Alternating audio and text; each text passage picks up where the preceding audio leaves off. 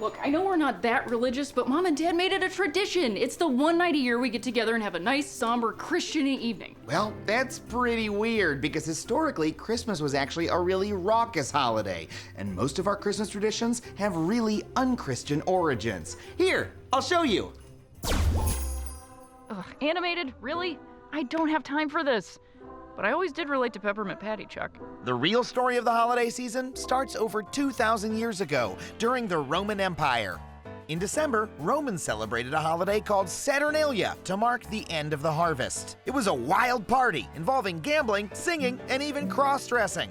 Isn't there anyone who knows what Saturnalia is all about? And in Northern Europe, a drunken festival called Yule celebrated the birth of the sun. Families would burn the biggest log they could find and celebrate around evergreen trees to ward off winter depression. I hate to burst your bubble, Chuck, but this has nothing to do with Christmas. December 25th is still Jesus' birthday. Actually, no one really knows for certain when Jesus was born. But we do know that when Christianity took hold of Europe in the 5th century, some common folk refused to part with these pagan parties. So Christian leaders gradually transformed these popular traditions into a celebration of Jesus' birth. Hey, you pagan freaks!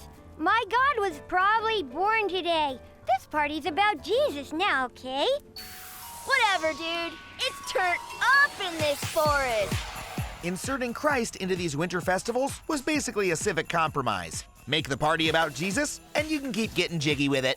Well, Chuck, sounds like that's when Christmas became the nice family-friendly holiday we know today. Nope. It stayed a debauched, violent booze fest for a long time. For over 1,000 years, Christmas was more like a terrifying Mardi Gras. In England, drunken mobs would take over the streets, and a beggar would be crowned the Lord of Misrule.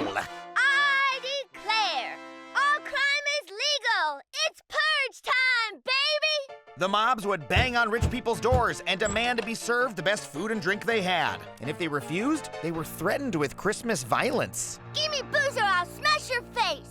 This actually looks kind of fun, Chuck. I agree, but it certainly wasn't very Christian, which is why when Puritans came to America, they decided Christmas had no place in a Christian nation and banned it. What? Christmas was illegal? Yep. In some communities, if you exhibited Christmas spirit, you were even forced to pay a fine. Rosy cheeks, jolly smile. Your fine is 5 shillings. 4 calling birds, 3 French hens, 2 turtle doves, and now I have to pay the fine too. Thanks to the legacy of these rules, Christmas ended up pretty unpopular in America. But all that changed in the 19th century. As immigrants flooded into America, they brought with them a love of Christmas and their own traditions. These seeped into the popular culture, and a new American Christmas began to take hold. And now, we treat Christmas like it's always been a sacred Christian celebration. But the historical truth is, these winter festivities have pagan roots with drunken traditions that a lot of Christians straight up hated for like 1,000 years. Now look, celebrating Christmas as the birth of Jesus is a wonderful tradition, but it's just as historically accurate to get drunk in the woods or bang on a rich person's door and threaten them with violence. So instead of worrying that Christmas isn't Christian anymore, why don't we just let people celebrate the way they want? Hey guys, Adam here. If you like that, be sure to watch new episodes of Adam Ruins Everything every Tuesday at 10 on truTV.